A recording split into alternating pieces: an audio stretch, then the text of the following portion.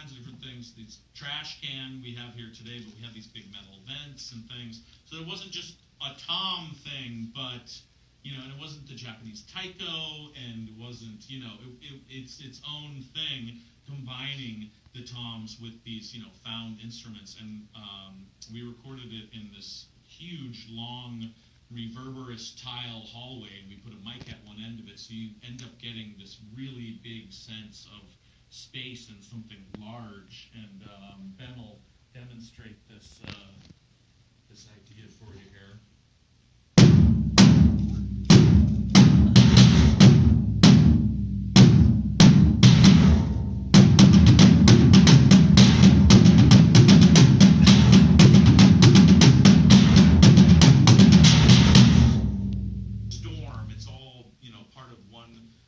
Character, and I actually I had these things when I was a kid, and although I mainly used them to like whip my cousins and that kind of thing, they actually make a really pretty sound. You can get these online. I think they're less than $1, and they're actually made for kids.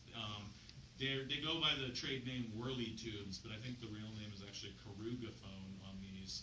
And I think they kind of sound like a soprano, like a high soprano, but they also have this sort of like wind whistling through the trees sort of aspect. You can almost hear the air going through the instrument. So to me, that seemed like a perfect idea for the storm. And this is actually the very first thing you hear in the film.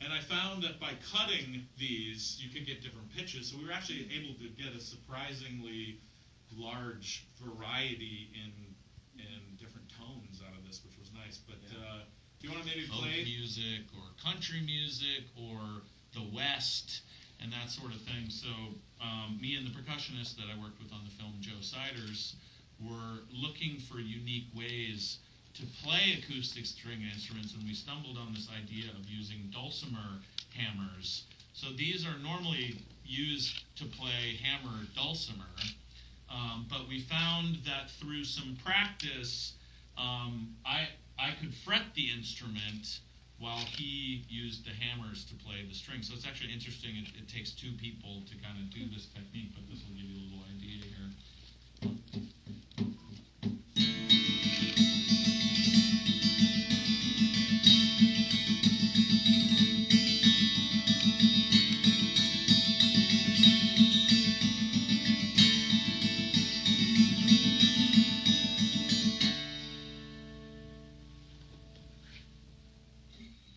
So you get the idea there.